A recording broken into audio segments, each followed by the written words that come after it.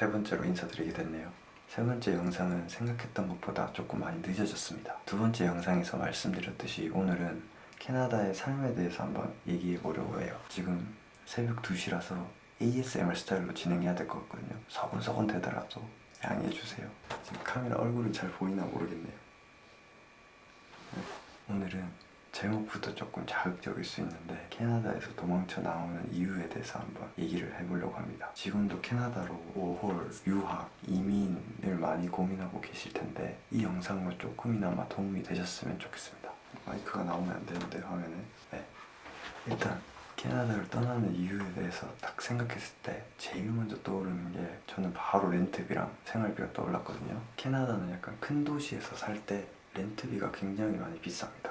한창 이민자들이 물밀듯이 밀려올 때 제일 비쌌을 때가 거의 원베드룸 기준으로 2,600불에서 2,700불 정도 했었거든요. 심지어 다운타운도 아니고 업타운이었어요. 역세권이긴 한데 업타운에서 2,700불은 진짜 선 넘었죠. 아무튼 제가 그 호구들 중 하나입니다. 하필 렌트비가 제일 비쌀 때 이사를 해가지고 아무튼 이렇게 주요 도시에서 콘도에서 사는 게 이렇게 힘들 줄은 제가 캐나다에 오기 전에는 몰랐거든요. 제가 처음 토론토에 왔을 때부터 반지하에서 거의 진짜 4년, 5년은 산 것 같아요. 그러고 나서 어느 정도 정상 기반에 오르면서 이제 괜찮은 직장에 취업을 하고 그때부터 콘도로 이사해서 살기 시작했었거든요. 처음 이사했었을 때 진짜 얼마나 좋아했었는지 아직도 그 순간이 기억이 납니다. 와, 드디어 햇빛을 보고 산다니 이러면서 되게 좋아했거든요. 아무튼 약간 기생충 모먼트라고 해야 되나? 그거랑 좀 비스무리했었습니다. 이렇게 이제 렌트비는 거의 전체 월급의 반 또는 그 이상으로 들었던 것 같아요. 그리고 장 보는 거. 장 보는 거는 솔직히 예전보다 조금 비싸긴 한데 막 진짜 개비싸다 이런 건 아니고 그래도 예전보다는 좀 많이 오르긴 했어요. 그러다 보니 외식은 진짜 일주일에 한 번 하면 많이 하는 거였거든요. 외식도 물가가 많이 올라서 상당히 비쌉니다. 세금, 티, 음식값만 하면 대충 먹어도 한 3, 40불은 나오는 것 같아요. 1인당. 그리고 두 번째 이유. 극한 온도랑 긴 겨울. 저는 토론토에 있었기 때문에 겨울이 보통 난도 정도 했었던 것 같아요. 뭐 예를 들어 알버타, 사스케추안, 뭐 매니토바, 퀘벡 등에 비하면 진짜 이지 레벨인 건 맞거든요. 그래도 토론토도 꽤나 춥고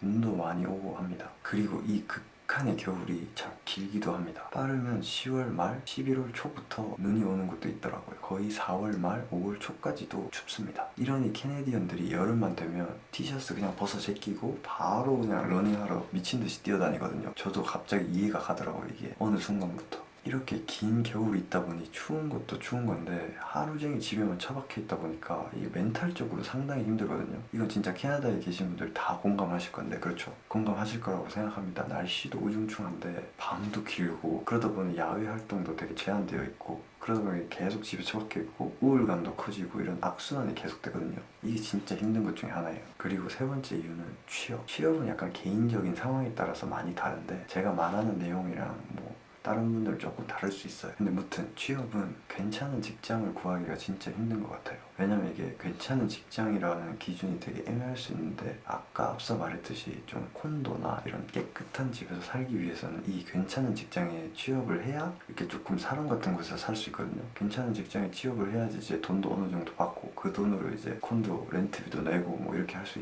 있으니까요. 근데 이 괜찮은 직장은 경쟁이 심해가지고 캐네디언들이랑도 이제 싸워야 되고 이제 이런 저 같은 1세대들은 언어적인 이 한계도 있고 이러다 보니까 조금 힘든 것 같더라고요. 솔직히 눈을 낮추면 취업은 할 수 있다고 생각합니다. 근데 전공을 살려서 페이를 좋게 받으면서 딱 취업을 하는 건 진짜 어려운 것 같거든요. 토론토에는 그나마 그래도 이제 도시가 크다 보니까 일자리는 다른 도시보다 많은 편이고 기회는 좀 많다고 생각합니다. 하지만 단점은 이제 사람이 너무 많다 보니까 임금이 조금 짜다라고 생각이 드네요. 그래서 초반에는 전공을 살리더라도 약간 최저임금 받고 열정페이로 그냥 일해야 되는 경우가 되게 많은 것 같아요.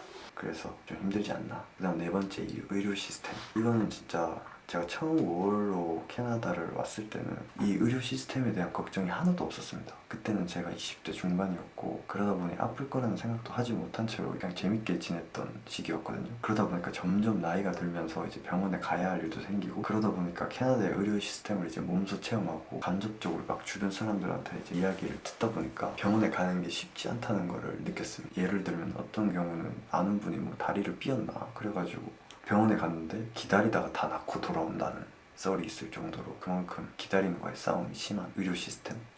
아무튼 의료 시스템이 전부 무료인 건 좋지만 내가 치료를 받을 수 있을까라는 두려움이 조금 생기면서 사람들이 한국의 그 의료 시스템을 떠올리면서 조금 돌아가는 게 아닌가 싶기도 합니다. 다음은 높은 세금. 의료 시스템을 얘기하다 보니까 이게 자연스럽게 높은 세금이 바로 떠오르더라고요. 의료 시스템이 무상인 만큼 그 비용을 세금으로 충당하다 보니까 이제 캐나다의 이 세금이 굉장히 센 것 같더라고요. 그러다 보니 뭐 월급을 받아도 이게 맞나 싶은 생각이 들고 거기 렌트비에 뜯기고 이러면 바로 멘탈 바사삭 나가버리는 거죠. 그런가 동시에 캐나다도 바로 나가버리는 게 아닌가 생각이 듭니다. 네, 이렇게 5가지 이유를 봤는데 솔직히 취업의 이유는 제외하더라도 이 4가지 이유가 가장 객관적인 이유가 아닌가 싶네요. 여러분들의 생각은 어떤가요? 캐나다에 살고 있으신 분들은 공감하실 것 같은데 아닌가요? 이렇게 오늘은 캐나다를 떠나는 이유 절망편으로 영상을 만들어 보았습니다.